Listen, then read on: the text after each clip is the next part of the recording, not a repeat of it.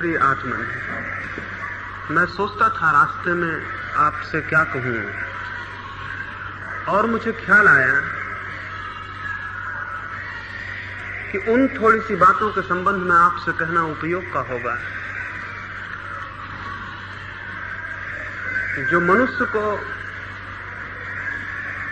सत्य के पाने के लिए भूमिका बन सकती है। और इसलिए मेरी उत्सुकता है कि सत्य को पाने की भूमिका आपकी निर्मित हो, क्योंकि उसके बिना न तो आपको जीवन का कोई आनंद अनुभव होगा, न आपको जीवन मिलेगा, और न आप परिचित हो पाएंगे उस संगीत से जो सारे जगत में, सारे ब्रह्मांड में व्याप्त है।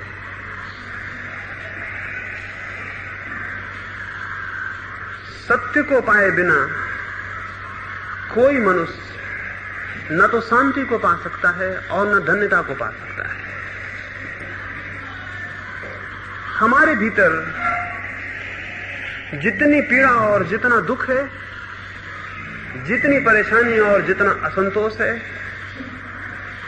जितना संताप है, उसका एक ही कारण है, उसकी एक ही वजह है, और वो ये है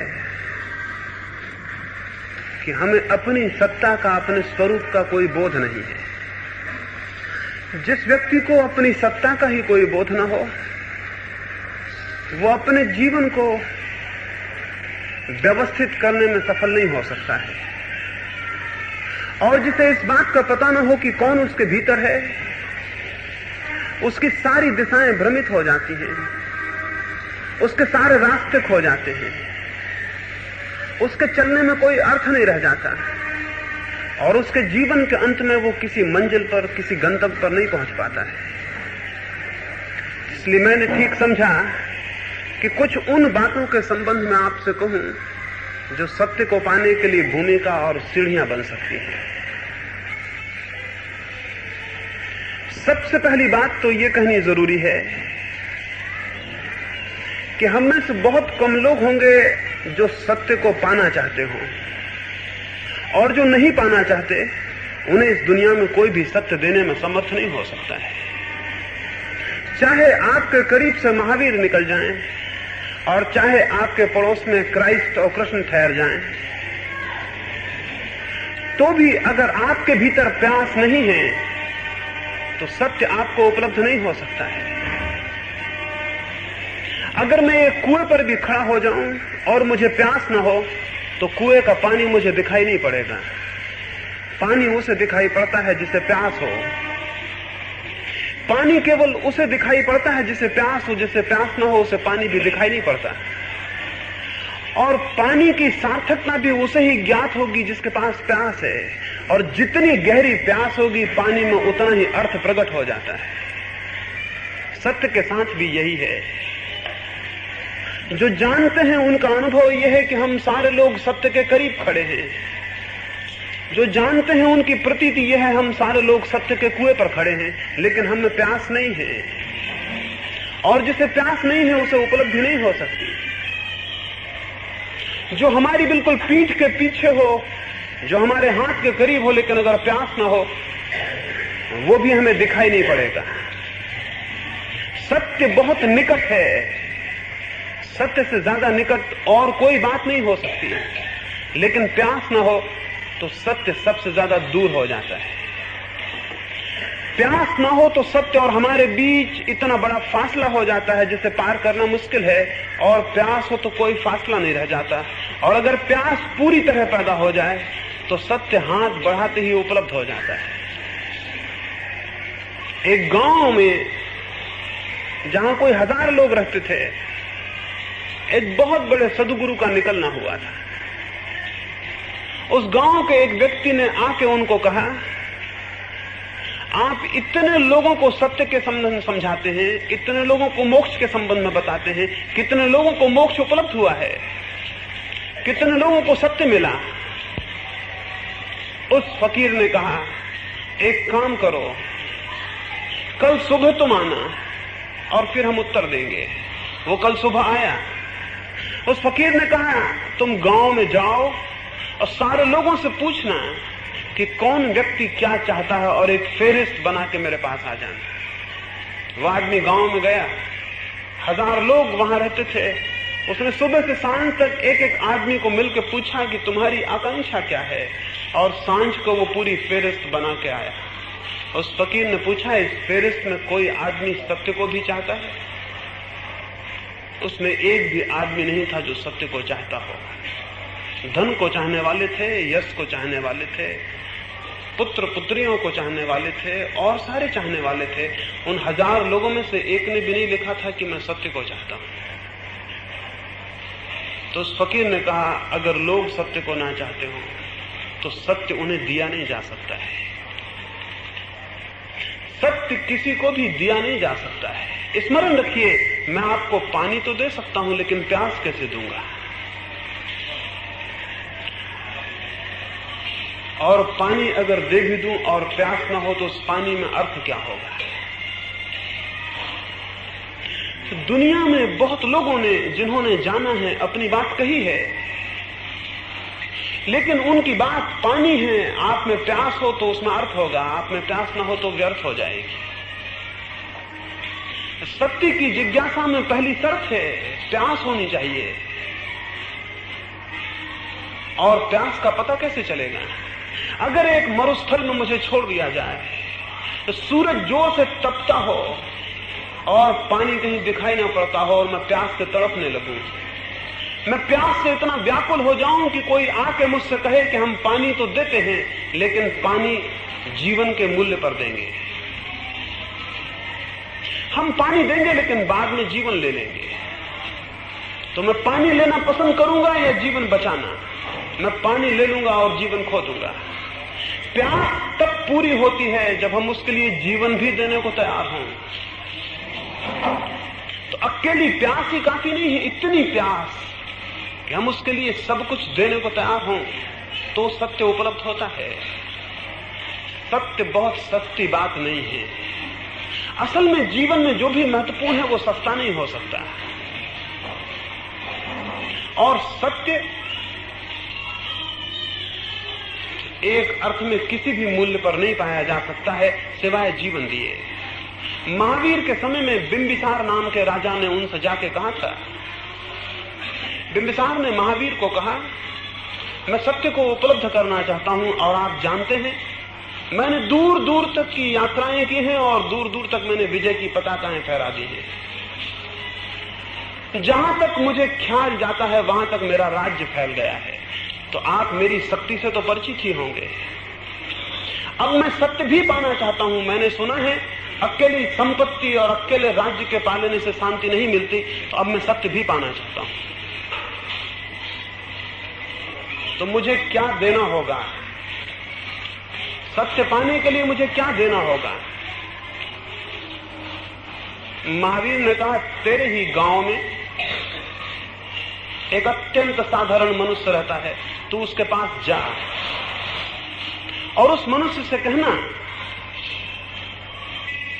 कि अपना एक ध्यान का जो पुण्य है वो मुझे दे दे। एक ध्यान का पुण्य, एक सामायिक का पुण्य, एक समाधि का पुण्य, और जो मूल्य वो मांगे दे देना। वो बिंबिसार गया उस साधारण नागरिक से, उसने कहा, जो चाहते हो ले लो, मुझे तुम्हारे एक ध्यान का पुण्य चाहिए। वो बहुत हैरान हुआ। उसने कहा, बड़ी मुश्किल है, मैं अपने प्राण दे सकता हूं लेकिन अपना ध्यान नहीं दे सकता। इसलिए नहीं कि मैं नहीं देना चाहता, इसलिए कि देने का कोई उपाय नहीं है। मैं अपने प्राण दे सकता हूं लेकिन अपना ध्यान नहीं दे सकता। इसलिए नहीं कि नहीं देना चाहता, बल्कि इसलिए कि देने का कोई उपाय नहीं है। मैं आपको प्रेम तो कर सकता हूं लेकिन अपना प्रेम नहीं दे सकता। यानी मैं वो क्षमता नहीं दे सकता आपको कि आप प्रेम करने लगे। कोई व्यक्ति अपने आनंद की ज्योति तो आपके ऊपर फेंक सकता है, लेकिन अपना आनंद नहीं दे सकता कि आप आनंदित हो जाएं। दिया आपको प्रकाशित तो कर सकता है, लेकिन आपके भीतर जाके दिया नहीं बन सकता। कुछ है जो नहीं दिया जा सकता, और जो नहीं दिया जा सकता वही मूल्यवान है। जो दिया जा सकता है वो 2 कौड़ी का है। इस जगत में 2 ही तरह की चीजें हैं। एक वे चीजें हैं जो दी जा सकती हैं, जो बाजार में बेची जा सकती हैं, जिनको खरीदा जा सकता है, जिनको बेचा जा सकता है, जिनका कोई मूल्य निर्धारित हो सकता है। कमोडिटीज, सामग्रियां हैं, वस्तुएं हैं। और एक और तरह की भी चीजें हैं जिनका कोई बाजार नहीं हो सकता, जिनको दिया नहीं जा सकता, जिनको बांटा नहीं जा सकता, जिनको खरीदा नहीं जा सकता। बस 2 ही तरह की चीजें हैं दुनिया में। जो पहली तरह की चीजों में अपने जीवन को गंवा देता है वो बिल्कुल व्यर्थ गंवा देता है।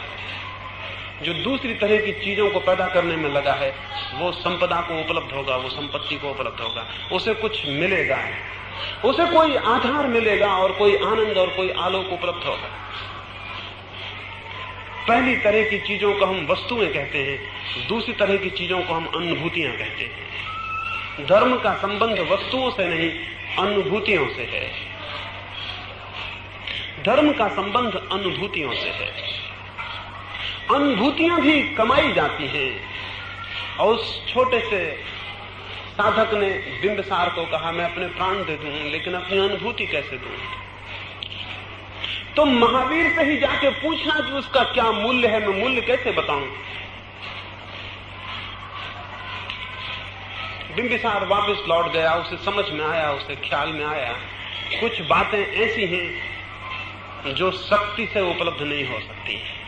शक्ति उसके पास बहुत थी, बहुत उसके पास शक्ति थी, उसने बड़े राज्य जीते थे। और तब उसे पता पड़ा कि राज्यों के जीतने से भी कोई बड़ी जीत हो सकती है, जिनको कि जिसने राज्यों को जीता वो भी जीतने में समर्थ नहीं मालूम होता। और उसे लगा कि मेरी सारी शक्ति व्यर्थ है, एक व्यक्ति के ध्यान को मैं नहीं छीन सकता। ऐसा ही फिर दोबारा हुआ। एक दूसरा बादशाह भारत आया, सिकंदर। जब वो भारत से वापस लौटने लगा तो उसके मित्रों ने उससे यूनान में कहा था एक सन्यासी को भारत से लेते आना था कि हम देखें कि सन्यासी कैसा होता है, और सारी चीजें तुम लूट के लाओगे, एक सन्यासी को भी लूट लाना। सिकंदर जब सारी लूट का सामान लेके लौटने लगा और सैकड़ों मील उसका काफिला था, जिसमें जो भी बहुमूल्य से भारत में दिखाई दिया उसे वो लाद के ले जा रहा था, तब अंतिम सीमा को उसे याद आया एक सन्यासी रह गया। सन्यासी का कोई ख्याल नहीं आया। उसने गांव के लोगों को बुला के पूछा, यहां कोई आसपास सन्यासी है? मैं उसे अपने साथ ले जाना चाहता हूं। गांव में एक वृद्ध ने कहा, सन्यासी तो बहुत मिल जाएंगे, लेकिन जिनको तुम लूट सको, जिनको तुम ले जा सको, समझना कि वो सन्यासी नहीं है, क्योंकि सन्यासी को ले जाना मुश्किल है। सिकंदर बोला, तुम्हें मेरी ताकत का पता नहीं। मैं अगर हिमालय को कहूं कि चलो तो हिमालय को मेरे साथ चलना होगा। अगर मैं इस पूरे मुल्क को कहूं कि चलो यूनान, तो इस पूरे मुल्क को एक कोने से दूसरे कोने तक चलना होगा। वो वृद्ध हंसने लगा। उसने कहा, तुम्हें सन्यासी का पता नहीं, अभी तुमने वो चीजें जीती हैं जो हार जाती हैं, अभी तुम्हें उस आदमी से मुकाबला नहीं हुआ जो हार जानता ही नहीं। खैर खोज की गई और थोड़े ही फासले पर एक पहाड़ और नदी के किनारे एक सन्यासी का पता चला जो वर्षों से वहां था। सिकंदर ने अपने सिपाही भेजे। उन सिपाहियों ने जाकर उस साधु को कहा, महान सिकंदर की आज्ञा है कि हमारे साथ चलो यूनान, बहुत सुख सुविधा तुम्हें देंगे, कोई अड़चन ना होगी, कोई किसी तरह की तुम्हें परेशानी ना होगी, शाही मेहमान तुम रहोगे। वो सन्यासी बोला, तुम्हें शायद पता नहीं, सन्यासी हम उसको कहते हैं जिसने सिवाय अपने और सबकी आज्ञाएं मानना छोड़ दिया है। सन्यासी ने कहा, तुम्हें शायद पता नहीं, सन्यासी हम उसे कहते हैं जिसने सिवाय अपने और सबकी आज्ञाएं मानना छोड़ दिया है। सिकंदर को कहना, यहां कोई आज्ञा प्रवेश नहीं कर सकती। वे सिपाही बोले कि तुम्हें सिकंदर का शायद पता नहीं है, अगर तुम ऐसे न गए तो तलवार के बल ले जाए जाओगे। तो सन्यासी ने कहा, तुम सिकंदर को ही भेज दो। और सिकंदर नंगी तलवार लेके गया और उसने सन्यासी को कहा, क्या विचार है,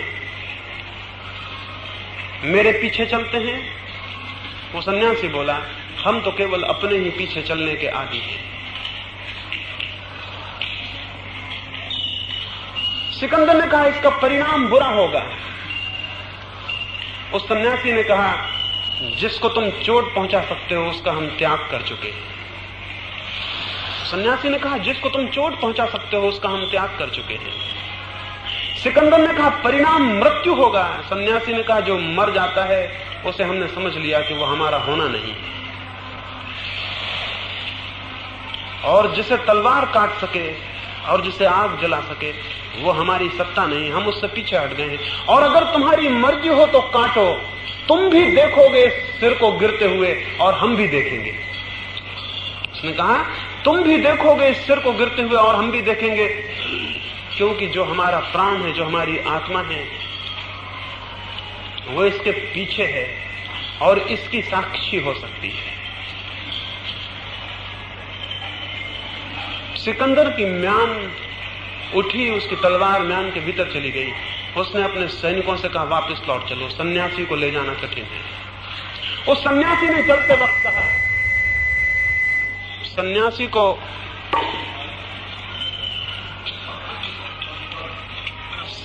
को मार डालना तो आसान है, सन्यासी को जीतना संभव नहीं। सिकंदर जब वापस पहुंचा, उसके मित्रों ने पूछा, सन्यासी को लाए हैं? वो बोला, सारा संसार ला सकता था, सन्यासी को लाने की बात मत कहो। और एक जगह एक साधारण नंगे फकीर के पास जाके पता चला कि मेरी सारी शक्ति 2 कौड़ी की है। ऐसा ही बिंबिसार को पता चला उस दिन कि उसकी सारी शक्ति व्यर्थ है। संसार की वस्तुएं शक्ति से पाई जाती हैं, और जिनको मैंने अनुभूतियां कही वो शक्ति से नहीं, शांति से पाई जाती हैं। वस्तुएं शक्ति से उपलब्ध होती हैं, अनुभूतियां शांति से उपलब्ध होती हैं। जिसकी शक्ति पर आस्था है वो केवल वस्तुओं को इकट्ठा कर पाएगा, और जिसकी शांति पर आस्था है वो अनुभूतियों को भी उपलब्ध हो जाता है। स्मरण रखें, इसका अर्थ हुआ कि शांति शक्ति से भी बड़ी शक्ति है। इसका अर्थ हुआ कि शांति शक्ति से भी बड़ी शक्ति है। सबसे बड़े शक्तिशाली वे हैं जिन्हें आप अपनी शक्ति दिखाने के लिए प्रलोभित नहीं कर सकते। सबसे बड़े शक्तिशाली वे हैं जिन्हें आप शक्ति का प्रदर्शन करने के लिए उत्तेजित नहीं कर सकते। सबसे बड़े शक्तिशाली वे हैं जो उस सीमा तक शांत हो गए हैं तो उन्हें अशांत करने का उपाय संसार के हाथ में कोई भी नहीं रह जाता है। शांति अद्भुत शक्ति है, एक बहुत दूसरे लोक की शक्ति है, और शांति भूमिका है सत्य को पाने की। जो शांत नहीं है वो सत्य को नहीं पा सकता है।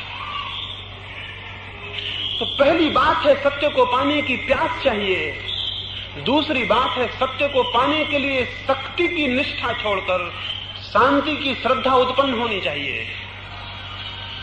शक्ति की निष्ठा हम सबके भीतर है। वासनाएं शक्ति मांगती हैं, आत्मा शांति मांगती है। और जो जितना शक्ति को जुटाने में लगा है वो स्मरण रखे, वो उतना ही आत्मा से दूर होता चला जाए। और जो जितना शांति को जुटाता है वो उतना ही आत्मा के करीब आने लगता है। शांति कैसे जुटाई जा सकती है, शांति कैसे पैदा हो सकती है? शांति के पैदा करने के कोई 4 सूत्र मैं आपसे कहना चाहूंगा। जो व्यक्ति शांत होना चाहता हो, जो उस अद्भुत शक्ति को उत्पन्न करना चाहता हो जिसको मैं शांति कह रहा हूं, जिसे अनुभूतियों के जगत में प्रवेश करना हो वस्तुओं के जगत को छोड़कर, जिसके जीवन में वस्तुओं की कामना छोड़कर अनुभूतियों की कामना उत्पन्न हो गई हो, जिसकी वासना ने बाहर की दौड़ छोड़कर भीतर का रुख अपना लिया हो। आज सांझ को मैं लेटा था और कुछ मित्र मेरे पास थे, उनको मैं एक कहानी कहा। एक अद्भुत कहानी उनको मैं कहता था, वो मुझे स्मरण आई। एक बहुत बड़े मुसलमान बादशाह के पास एक व्यक्ति ने जाकर, उसके एक मित्र ने जाकर कहा, मुझे आपका एक घोड़ा चाहिए। उस राजा ने अपने अस्तबल में जाके कहा, सबसे जो बढ़िया घोड़ा है वो मैं तुम्हें देता हूं, वो जो पीला घोड़ा है उसे तुम ले लो, उसे ले जाओ। वो आदमी बोला, उस घोड़े को ले जाने में मैं समर्थ नहीं हूं। उस घोड़े के बाबत मैंने सुन रखा है, वो घोड़ा बहुत खतरनाक है, क्योंकि जब उस पर कोई सवार बैठता है तो वो घोड़ा उल्टा चलता है, वो पीछे की तरफ भागता है। ऐसे घोड़े पर बैठ के कोई कहीं भी नहीं पहुंच सकता। और राजा बोला जो समझदार हैं वो इस घोड़े पे भी बैठ के वहां पहुंच जाएंगे जहां पहुंचना चाहते हैं। उस आदमी ने कहा लेकिन कैसे?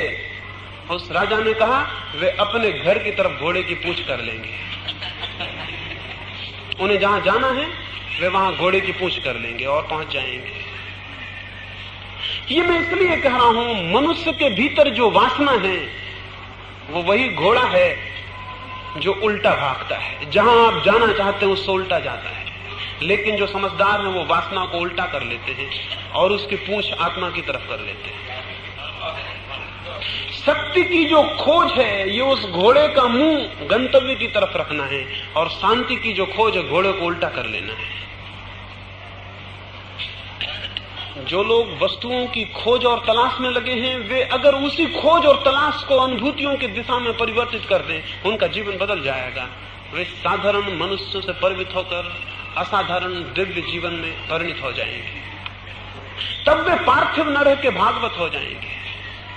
तब वे पदार्थों की दुनिया के हिस्से न होकर आत्मा की दुनिया के, आत्मा के जगत के हिस्से हो जाएंगे। ये 4 सूत्रों से संभव हो सकता है। उन 4 सूत्रों को मैं आपसे कहूं। पहला सूत्र है उस व्यक्ति के लिए जो शांत होना चाहता है, और वे सूत्र वही हैं कि अगर उनके विपरीत उपयोग करें तो वही सूत्र शक्ति के स्रोत हो जाएंगे। जिस व्यक्ति को शक्ति पानी है उसका सूत्र है अहंकार पूर्ण जीवन। जो व्यक्ति शक्ति की खोज कर रहा है उसे अपनी अहंता को जगाना होगा। उसकी जितनी अहंता प्रकट होगी, जितना ईगो, जितना दंभ प्रगाढ़ होगा, उतनी शक्ति को वो इकट्ठा कर सकेगा। अगर किसी व्यक्ति को शक्ति खोजनी है तो उसे अहंकार का पोषण करना होगा और सोए अहंकार को जगाना होगा। जितना तीव्र अहंकार होगा उतनी शक्ति के जगत में विजय की जा सकती है। इसलिए जो बड़े अहंकारी थे इतिहास उन्हें बड़ा विजेता कहता है। इसलिए जो बड़े अहंकारी थे इतिहास उन्हें यशस्वी कहता है।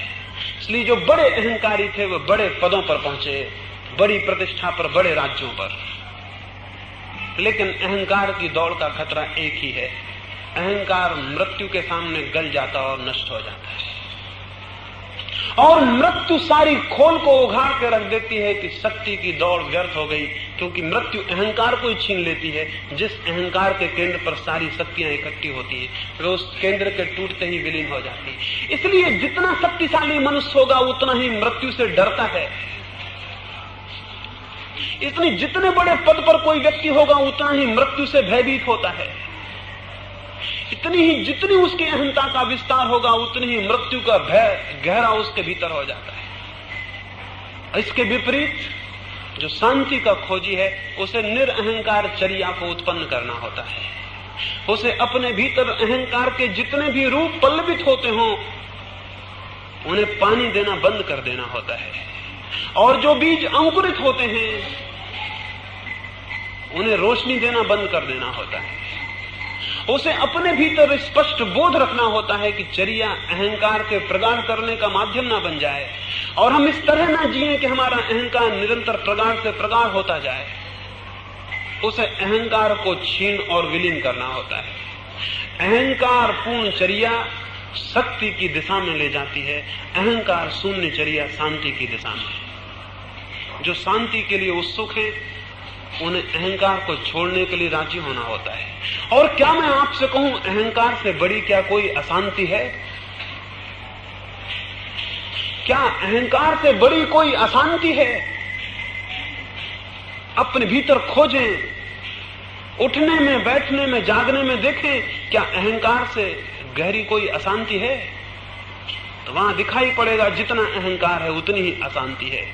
जितना अहंकार तीव्र है उतनी तीव्र अशांति है। जो निरअहंकारी हैं उन्हें अशांत होने का कारण ही विलीन हो जाता है। बुद्ध एक गांव से निकले थे, कुछ लोगों ने उन्हें आके गालियां दी, अपमान किया। जब वे गालियां दे चुके और अपमान कर चुके तो बुद्ध ने कहा, मित्रों क्या मैं जाऊं? मुझे दूसरे गांव पहुंचना है। क्या तुम्हारी बात पूरी हो गई? क्या तुम ये तो ना समझोगे कि मैंने तुम्हारी बात नहीं सुनी और जल्दी चला गया? उन लोगों ने कहा, क्या आप पागल हैं? ये बातें ना थी, हमने गालियां दी हैं और अपमान किया है। बुद्ध ने कहा, जिस दिन से अहंकार गया तुम गाली दो लेकिन मुझको लगना मुश्किल है। क्योंकि जहां लगती थी वो तुम नहीं लगा सकते थे, वो मेरा अहंकार था जो लगाता था। गाली फेंकना तुम्हारे हाथ में है, उस गाली का पड़ना मेरे ऊपर, मेरे हाथ में है। मेरे पास वो केंद्र तो चाहिए जहां वो चुभ जाए। वो केंद्र अहंकार है जहां सारे जगत की गालियां चुभ जाती हैं, जहां सारे जगत के अपमान चुभ जाते हैं। वो स्थल तो मेरे पास चाहिए। बुद्ध ने कहा क्षमा करें, तुम बहुत गलत आदमी को गाली देने आ गए, बिल्कुल अग्राहक को, नॉन रिसेप्टिव आदमी के पास आ गए। तुमने समय व्यर्थ खोया।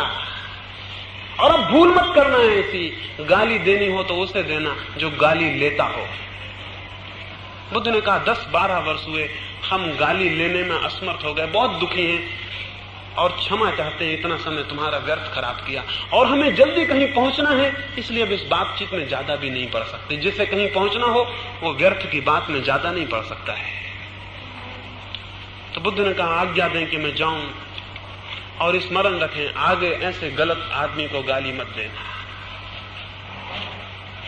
वो जो अहंकार का केंद्र है, वो जो स्थल है, वो जो मैं का भाव है, वो सारी अशांति का कारण है। और जितनी अशांति होती है आदमी में, उतना ही वो शक्ति का इच्छुक होता है, क्योंकि शक्ति से वो अशांति की कमी को भरना चाहता है। शक्ति से वो शांति की कमी को भरना चाहता है। वो ये धोखा देना चाहता है अपने को कि मेरी शांति नहीं है, कोई हर्ज नहीं, मेरे पास शक्ति है, और शक्ति से मैं सप्लीमेंट कर लूंगा, पूर्ति कर लूंगा उस शांति की जो कि नहीं है। लेकिन ये पूर्ति नहीं हो सकती। परमात्मा के जगत में कोई धोखा नहीं चल सकता है।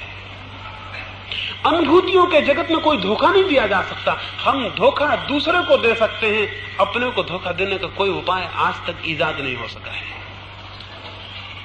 वहां 2 और 2 4 ही होते हैं, वहां 2 और 2 के 5 या 3 होने का कोई रास्ता नहीं है। तो कोई कितनी ही शक्ति इकट्ठी कर ले, अशांति उतनी ही बनी रहेगी और शांति की पूर्ति नहीं हो सकती। हो भी कैसे सकती है? शक्ति अशांति का लक्षण है, अशांति की खोज है। शांति तो बड़ी अलग बात है, उसकी पूर्ति शक्ति से नहीं हो सकती है। तो पहला सूत्र है शांति के साधक के लिए कि वो अहंकार शून्य चर्या को अपनाए। कैसे अपनाएगा? अहंकार शून्य चर्या को कैसे अपनाएगा? बहुत लोग चेष्टा करके अपना लेते हैं, बिना समझे, बिना जाने। एक आदमी हो सकता है कि ये सोच के कि अहंकार छोड़ देना है तो शक्ति छोड़ दे, राज्य छोड़ दे, समझ लें बड़ा राजा हो, सम्राट हो। वो ये सोच के कि शक्ति छोड़ देनी है और शांत हो जाना है, अहंकार शून्य चर्या उत्पन्न करनी है तो मैं राज्य छोड़ दूं, तो राज्य छोड़ के चला जाएगा। लेकिन अगर ये राज्य अज्ञान में छोड़ा गया हो तो उसके मन में ये भाव उत्पन्न होने लगेगा, मैं वो व्यक्ति हूं जिसने इतने बड़े राज्य को छोड़ा।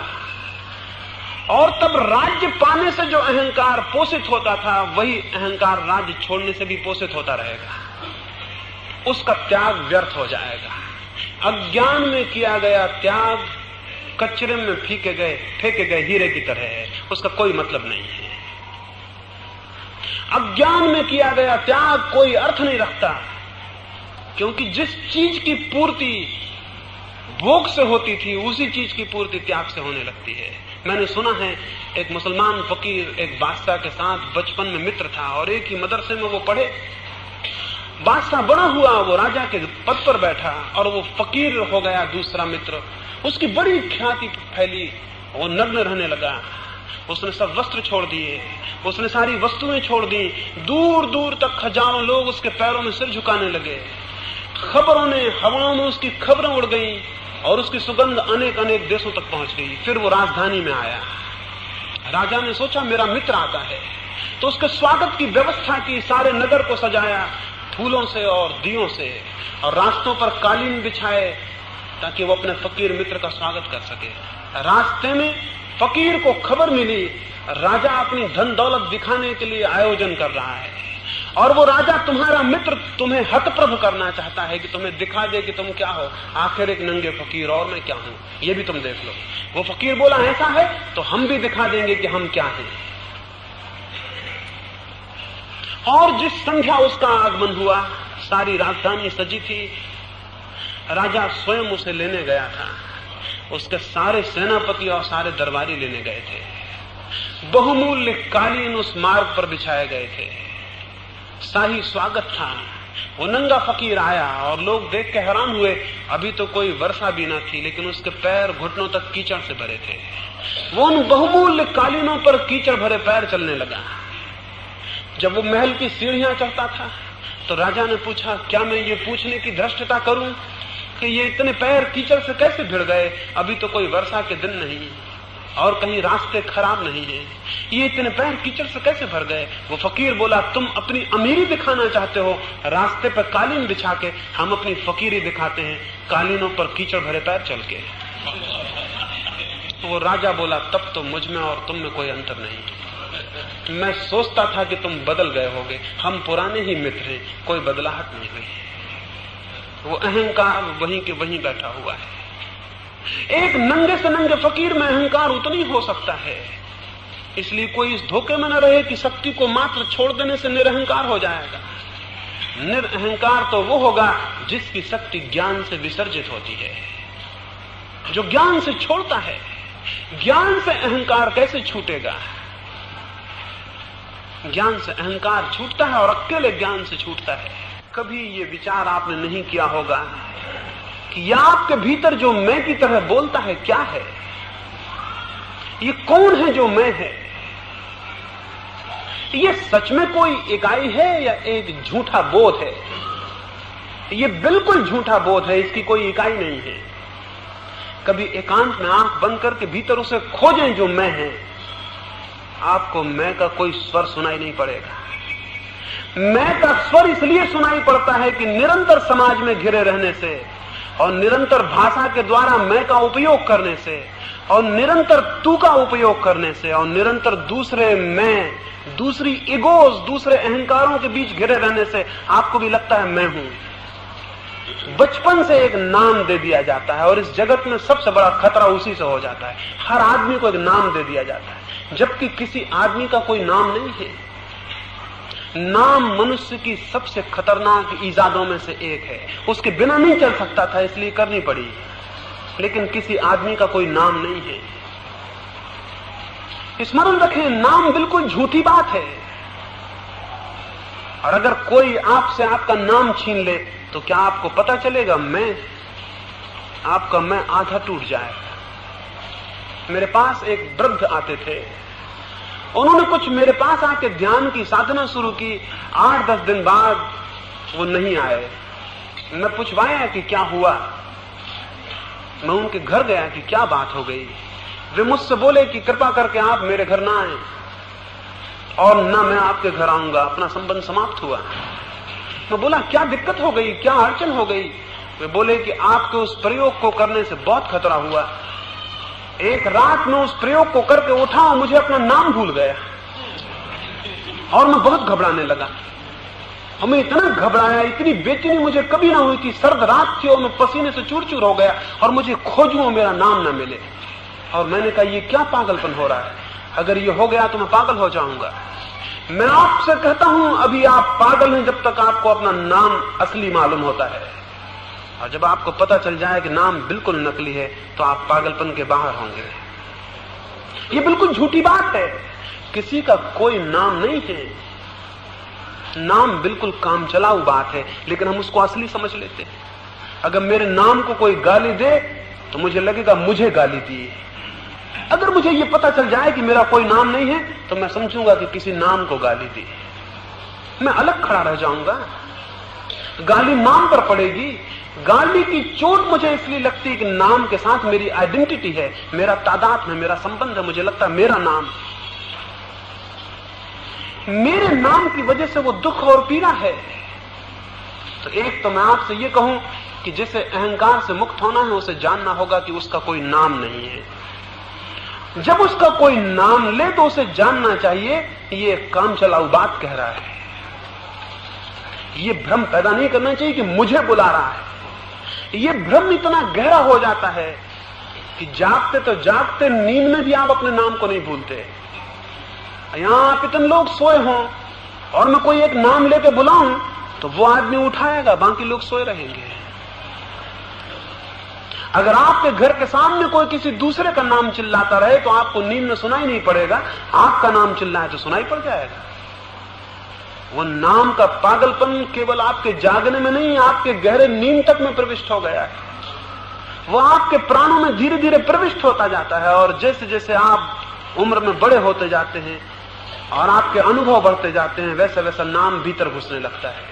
और नाम की जितनी जड़ें आपके भीतर फैल जाएंगी, उतने अहंकार को तोड़ना मुश्किल हो जाएगा। जिसे अहंकार को तोड़ना है उसे नाम से मुक्त होना होगा। उसे ये स्मरण पूर्वक ध्यान रखना होगा कि नाम की गहराइयां मेरे भीतर न बढ़े। उसे ऐसे मौके देने होंगे, अभी तो सोते में नाम सुनाई पड़ जाता है, उसे ऐसे मौके देने होंगे कि जागा हुआ हो और कोई नाम ले और उसे पता ना चले कि मेरा लिया।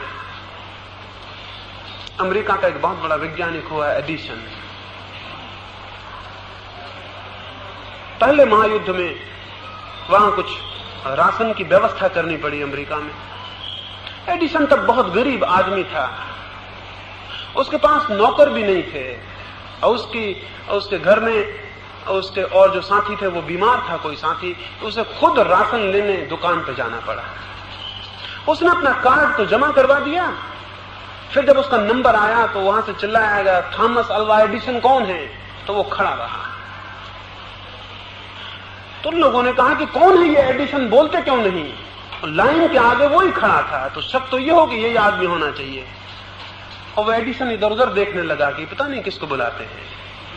पीछे एक आदमी ने कहा, ये कैसा पागल आदमी है जो सामने खड़ा है, यही आदमी एडिसन है, मैं इसके पड़ोस में रहता हूं। एडिसन बोला, ठीक याद दिलाया, 20-25 साल से काम न पड़ने से नाम की कुछ ख्याल नहीं रही। ये होना चाहिए। सोते में अभी याद आ जाता है, जागने में भी भूल जाना चाहिए। तो 20-25 साल से मेरे माँ बाप को मरे बहुत दिन हो गए। उसने कहा, तो मुझे कोई एडिसन कह के बुलाता नहीं, मेरे पास विद्यार्थी होते हैं वो मुझे एडिसन कहते नहीं, कोई मौका नहीं आया 20-25 साल से।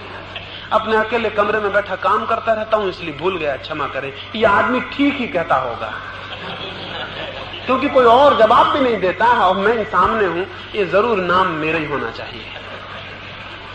ये हमें पागल मालूम होगा, ये मुझे पागल नहीं मालूम होता।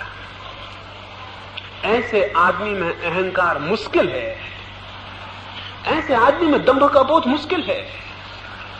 तो नाम के प्रति जाग जाना चाहिए, एक बात। दूसरी बात ये स्मरण रखनी चाहिए कि जब हम अपने को मैं कहते हैं, हम अपने को एक इकाई, एक एंटाइटी मान लेते हैं, हम एक टुकड़ा मान लेते हैं। इस जगत में कोई चीज टूटी हुई नहीं है। मैं एक फूल से आपको परिचय कराऊं, एक फूल के पास ले जाऊं और आप कहें ये फूल बहुत सुंदर है, और आप उस फूल को प्रेम करने लगे, तो मैं आपसे कहूंगा, क्या सिर्फ फूल को ही प्रेम करिएगा, उस डाल को नहीं जो फूल के पीछे है? अगर आपका प्रेम सच्चा है और फूल आपको सुंदर मालूम हो रहा है, तो फूल में थोड़ा प्रवेश करिए। तो फूल कोई अकेला थोड़ी है, फूल के भीतर घुसेंगे तो डाल मिलेगी। डाल ना हो तो फूल नहीं हो सकता, और डाल के भीतर प्रविष्ट होंगे तो वृक्ष मिलेगा, वृक्ष ना हो तो डाल नहीं हो सकती। और वृक्ष में भीतर प्रविष्ट होंगे तो अदृश्य जड़ें मिलेंगी जो दिखाई नहीं पड़ती, वो ना हो तो वृक्ष नहीं हो सकता। और अगर जड़ों में भी भीतर प्रविष्ट हो जाएं तो भूमि मिलेगी, प्रकाश मिलेगा, सूर्य मिलेगा, आकाश मिलेगा। और तब पता चलेगा कि उस फूल के भीतर सूरज मौजूद है, और तब पता चलेगा उस फूल के भीतर सारी पृथ्वी मौजूद है, और तब पता चलेगा उस फूल के भीतर सारा ब्रह्मांड मौजूद है। उस फूल को जो इकाई समझता है वो नासमझ है, और जो अपने को भी इकाई समझ लेता है वो भी नासमझ है। ये सारा का सारा जगत एक छोटे से बिंदु पर भी पूरा का पूरा स्पंदित हो रहा है। एक छोटे से प्राण में भी ये सारा जगत स्पंदित हो रहा है। ये असंभव है कि मेरे इस छोटे से प्राण में इस पूरे जगत का हाथ ना हो। मैं कहने का हक मुझे कहां रह जाता है? अगर कहीं कोई परमात्मा है तो उसे छोड़ के मैं कहने का और कोई अधिकारी नहीं। और जो मैं कहता है वो सबसे बड़ा कुफ्र, सबसे बड़ा पाप करता है। एक फकीर एक गांव से एक दफा गुजरा, उसका एक मित्र फकीर उस गांव में रहता था। उसने सोचा कि चलूं और उससे मिलता चलूं, लेकिन रात आधी हो गई थी। उसने सोचा पता नहीं वो जागता हो या ना, फिर भी उसने चाहा कि देख लूं, अगर कोई एक आध दिया उसके घर में जला होगा तो द्वार खटखटा लूंगा, अन्यथा लौट आऊंगा। तो अपने रास्ते को छोड़ के गांव के भीतर गया। आधी रात होती थी उस फकीर के जिसके झोपड़े में वो गया। एक खिड़की पर रोशनी पड़ती थी अंदर से। उसने जाके उसको खटखटाया। भीतर से पूछा गया कौन है। वो तो पुराने मित्र थे। उसने सोचा पूरा क्या कहना है, इतने कहने से पहचान लिया जाऊंगा। उसने कहा मैं हूं। इतने कहने से पहचान लिया जाऊंगा, आवाज से पहचान लिया जाऊंगा। लेकिन इसके बाद भीतर से फिर कोई आवाज ना आई। उसने बार दोबारा खटखटाया, लेकिन फिर कोई आवाज ना आई। उसने तीसरी बार खटखटाया और ऐसा लगने लगा जिससे वो घर में कोई है ही नहीं। वो बहुत हैरान हुआ। उसने जोर से दरवाजा पीटा और उसने कहा क्या बात है, मेरे लिए दरवाजा क्यों नहीं खोलते। तो भीतर से कहा गया ये कौन पागल है जो अपने को मैं कहता है। सिवाय परमात्मा के और किसी को मैं कहने का कोई अधिकार नहीं। और ये सच है, सिवाय परमात्मा के और किसी को कोई अधिकार नहीं। और परमात्मा कैसे कहेगा, क्योंकि मैं तो कोई तभी कह सकता है जब तू भी मौजूद हो। इसलिए परमात्मा कह नहीं सकता मैं, क्योंकि उसके लिए कोई तू नहीं है। और हम जो मैं कहते हैं हम अधिकारी नहीं है। तो अपने भीतर इस बात को अनुभव करें कि सारा जगत, सारा ब्रह्मांड स्पंदित हो रहा है। ये श्वास मेरी आती है ना आए तो बात खत्म। ये सूरज रोशनी मुझ में ढालता है न ढाले खत्म। वैज्ञानिक कहते हैं 4000 वर्ष बाद जमीन पर कोई नहीं रह सकेगा, क्योंकि सूरज ठंडा हो जाएगा। वो रोज अपनी गर्मी बांटता जा रहा है, 4000 वर्ष में ठंडा हो जाएगा, फिर आप नहीं रह सकेंगे। मतलब सूरज आपके भीतर जिंदा है। सूरज नहीं तो आप भी गए और डूब गए। यूं अपनी आंख खोल के जो देखेगा वो पाएगा मैं सारे ब्रह्मांड का स्पंदन हूं। मैं सारे ब्रह्मांड की अनसयुत धारा में एक अंग और हिस्सा हूं, एक अविभाज्य टुकड़ा हूं, इंडिविजिबल हूं। उससे अलग मेरी कोई सत्ता नहीं और मैं मुझे अलग करता है। ये मैं झूठा है जो अलग करता हो। इस जगत में कुछ भी अलग अलग नहीं है, सब जुड़ा है और सब इकट्ठा है। ये सारा जगत एक टोटलिटी है, एक समग्रता है। उस समग्रता को अनुभव करना धर्म का अनुभव है और अपने को अलग अनुभव करना अधर्म का अनुभव है। सारा अधर्म इससे पैदा होता है कि मैं अलग हूं। अगर ये दो बातें, अपने भीतर सारे ब्रह्मांड का स्पंदन और अपने नाम का झूठा होना, अगर आपकी स्मृति में बैठ जाएं तो अहंकार धीरे धीरे धीरे धीरे विलीन हो जाता है। और तब जो चर्या पैदा होती है, तब जो आचरण होता है, वो अहंकार शून्य हो जाता है। तो एक तो सूत्र मैंने कहा अहंकार शून्य चर्या। दूसरा सूत्र है जीवन में अपरिग्रह का बोध। मैंने कहा जो जितनी शक्ति को इकट्ठा करता है वो उतना ही सत्य से दूर हो जाता है। शक्ति को इकट्ठा करना परिग्रह है और शक्ति को इकट्ठा न करने की जो बोध मन स्थिति है वो अपरिग्रह है। मैं इकट्ठा ना करूं, मैं जोड़ू नहीं, मेरे पास इकट्ठा ना हो, मैं क्रमशः उस तरफ चलूं जहां मैं अंत में बिल्कुल अकेला रह जाऊं। मेरे पास कुछ न रह जाए, बस मेरा होना ही रह जाए। ऐसी जो दृष्टि बोध है वो अपरिग्रह है। अपरिग्रही जितना न्यूनतम संभव होगा उतना अपने को फैलाएगा, परिग्रही जितना अधिकतम संभव होगा उतना अपने को फैलाएगा। और मजा यह है कि परिग्रही जितना फैलाता जाएगा उतनी पाएगा उसका घेरा बहुत छोटा है और बड़ा होना चाहिए। और अपरिग्रही जितना घेरे को छोटा करता जाएगा उतनी पाएगा घेरा अभी बहुत बड़ा है और थोड़ा छोटा कर लूं। और बड़े मजे की बात है कि परिग्रही को हमेशा घेरा छोटा दिखाई पड़ेगा, इसलिए वो दुखी होगा, और अपरिग्रही को हमेशा घेरा बड़ा दिखाई पड़ेगा, इसलिए वो हमेशा सुखी होगा। तो इतना बड़ा घेरा मेरे पास है। गांधी जी जेल में बंद थे और सरदार पटेल भी उनके साथ बंद थे। गांधी जी उन दोनों 10 छुहारे रोज फुला के सुबह नाश्ते में लेते थे। पटेल ने सोचा 10 छुहारों में भी कोई नाश्ता होता होगा, इतने से क्या होगा। पटेल को फुलाना पड़ता था, उन्होंने एक रात 15 छुहारे फुला दिए और उन्होंने सोचा 10 और 15 में क्या फर्क पड़ता, कौन गिनती करता है। और गांधी जी के इस हड्डी शरीर में थोड़ा ज्यादा भोजन पहुंचे तो अच्छा है, और फिर कौन हिसाब रखेगा। सुबह जब गांधी जी खाने लगे, उन्होंने कहा छुहारे कुछ ज्यादा मालूम होते, वैसे ही मैं बहुत ज्यादा लेता रहा हूं, ये इतने ज्यादा कैसे। पटेल ने कहा कि कुछ नहीं, कोई ज्यादा नहीं है, 10 की जगह 15 फुला दिए, 10 और 15 में कोई फर्क होता है। गांधी जी ने कहा तूने अद्भुत बात कही, अगर 10 और 15 में कोई फर्क नहीं होता तो 5 और 10 में भी कोई फर्क नहीं होगा, आज से हम 5 ही ले लेंगे। ये अपरिग्रही की दृष्टि और बोध है। यूं अपरिग्रही अपनी सीमा को कम करता चला जाता है और एक दिन उसकी सीमा विलीन हो जाती, इतनी कम हो जाती, जिस दिन सीमा विलीन हो जाती उसी दिन वो असीम से जुड़ जाता है। अपरिग्रही सीमा को कम करते करते एक दिन समाप्त कर देता है और असीम से जुड़ जाता है, और परिग्रही असीम सीमा को खींचने की कोशिश में बड़ी से बड़ी सीमा खींचता है और छोटा होता चला जाता है, क्योंकि हर सीमा उसे छोटी लगने लगती है। ये बड़ी अद्भुत बात है। जिसकी जितनी बड़ी सीमा होगी वो उतनी छोटा आदमी होता है, और जिसकी कोई सीमा नहीं होती उसकी विराटता का मुकाबला नहीं, उससे बड़ा आदमी नहीं होता। तो दूसरी बात है, जिसे शांति को साधना हो उसे अपरिग्रह की बोध को रखना होगा। जीवन की प्रत्येक चरण में उठते बैठते सोते जागते उसे देखना होगा कि हर सीमा छोटी होती चली जाए और हर सीमा उसे बड़ी दिखाई पड़नी चाहिए, तब वो उसे छोटा करेगा। एक दिन जब कोई सीमा नहीं रह जाती और अपरिग्रह पूर्ण हो जाता है तो शांति के बड़े गहरे आधार रख दिए जाते हैं। परिग्रह अशांति है, अपरिग्रह शांति हो जाता है। तो दूसरा सूत्र है जीवन में अपरिग्रह का बोध। तीसरा सूत्र है अहिंसा की दृष्टि। वो व्यक्ति जिसके पास अहिंसा की दृष्टि न हो अपने हाथ से अशांति को रोज आमंत्रण देता है।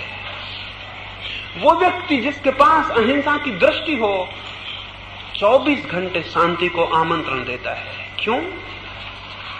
हिंसा का अर्थ है हम जगत के प्रति दुख भेज रहे हैं, और यह असंभव है कि जो व्यक्ति जगत के प्रति दुख भेज रहा हो जगत उसे दुख न भेजे। ये कैसे संभव है कि मैं दुख बांटूं और फिर दुख मुझे उपलब्ध ना हो? ये कैसे संभव है कि मैं दुख के बीज बोऊं और दुख की फसल ना काटूं? तो मैं तो एक एक आदमी को फुटकर थोड़ा थोड़ा दुख दूंगा, लेकिन वो सारे लोग मिलकर जब मुझे दुख देंगे तो मुझे तो बहुत भारी दुख को सहना पड़ेगा। तो एक व्यक्ति जितना दुख दे सकता है उससे अनंत गुना उसे वापस मिलता है। जिसे शांति को साधना है उसे जानना होगा वो इस जगत में किसी को दुख न दे, क्योंकि दुख दुख को बुला लाता है और जो आनंद को वितरित करता है वो आनंद को बुला लेता है। हिंसा का अर्थ है दुख को बांटने की दृष्टि। हिंसा का अर्थ है दूसरे के दुख में सुख लेने का भाव। और हम सब ऐसे बने हैं, साधारणतः हमें ये दिखाई नहीं पड़ता। आप कहेंगे कौन किसी के दुख में सुख लेता है? कोई आदमी मर जाता है तो हम दुखी होते हैं, किसी आदमी का मकान जल जाता है तो हम दुखी होते हैं, किसी को चोट लग जाती तो हम दुखी होते हैं। कहां हम दूसरे के दुख में सुख मानते हैं? मैं आपसे कहूं ये झूठ बात है। जब किसी का मकान जलता है तो आपको दुख हो नहीं सकता। इसलिए नहीं हो सकता है कि जब दूसरे का बहुत शानदार मकान बनता है तो आपको सुख होता है। अगर दूसरे के बनते शानदार मकान में आपको सुख होता हो तो उसके जलते मकान में दुख हो सकता है। लेकिन अगर दूसरे के बड़े शानदार मकान के बनने में दुख होता हो तो आपका जो दुख मालूम होता है उसके जलते हुए मकान को देख के वो झूठा है। ये हो नहीं सकता, ये हो ही नहीं सकता, ये संभव ही नहीं है। जो आदमी दूसरे के सुख में सुख को अनुभव कर सके वही आदमी केवल दूसरे के दुख में दुख को अनुभव कर सकता है, दूसरा आदमी नहीं। तो बाकी जो हम दुख दिखलाते हैं बिल्कुल झूठा है।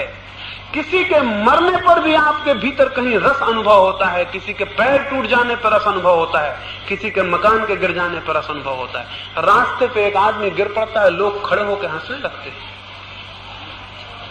जो लोग एक आदमी के गिरने पर किसी का पैर फिसल गया और कोई गिर गया, जो लोग खड़े होकर हंस रहे हैं ये वे लोग हैं जिन्हें कल मौका मिले तो किसी का पैर पकड़ के गिरा के हंसेंगे। तो मुश्किल है कि ना गिराएं, क्योंकि अगर किसी के गिरने में हंसी आ रही है तो फिर गिराना दूसरे ही चरण है, कोई दिक्कत की बात नहीं है।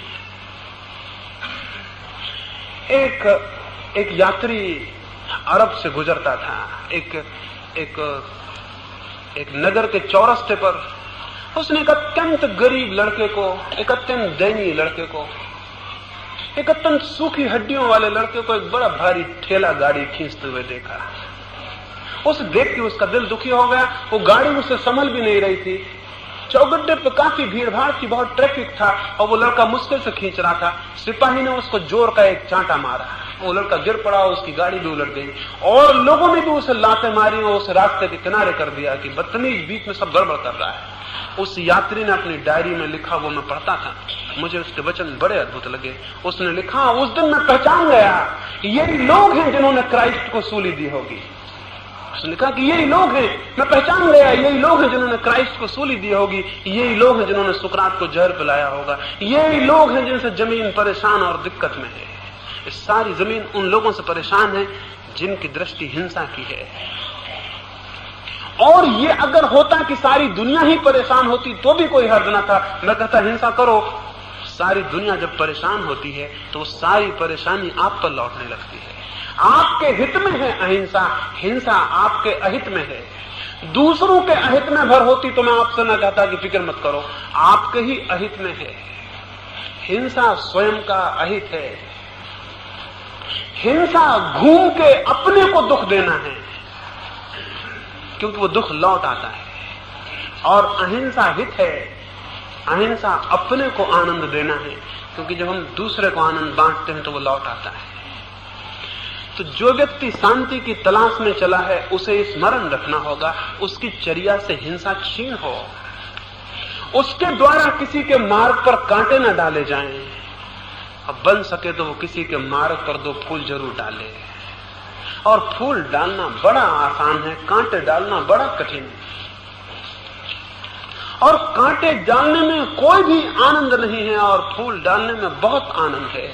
एक दफा डालना सीखे तो उस आनंद का पता पड़ना शुरू होता है। तीसरा सूत्र में कहता हूं अहिंसा बोध, और चौथा सूत्र है शांति के साधक को अस्पर्श भावना। वो सारे जगत के बीच रहते हुए निरंतर अनुभव करे कि मैं दूर और अलग हूं, कोई चीज मुझे स्पर्श नहीं करती है। जब कोई गाली दे तो वो चुपचाप खड़े होकर देखे कि गाली आई, मेरे आर पार निकल गई, मुझे उसने स्पर्श नहीं किया।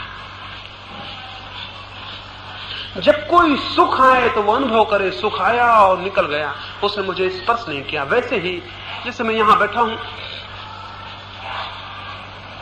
और अभी इस कक्ष में प्रकाश है और फिर प्रकाश को बुझा दिया जाए और इस कक्ष में अंधकार आ जाए, तो मैं क्या समझूंगा? मैं समझूंगा थोड़ी देर पहले मुझे प्रकाश घेरे हुए था, अब मुझे अंधकार घेरे हुए।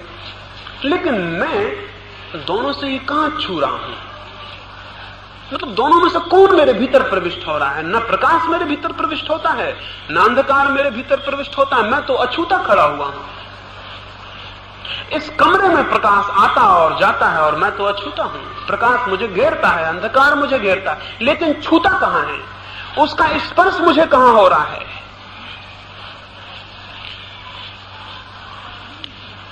वैसे ही सुख आए, दुख आए, सम्मान आए, अपमान आए, ये बोध होना जरूरी है। चीजें मुझ पर आती हैं और निकल जाती हैं, मैं तो अलग खड़ा रह जाता हूं। जो चीजें आती हैं और चली जाती हैं उनका मुझसे क्या नाता है?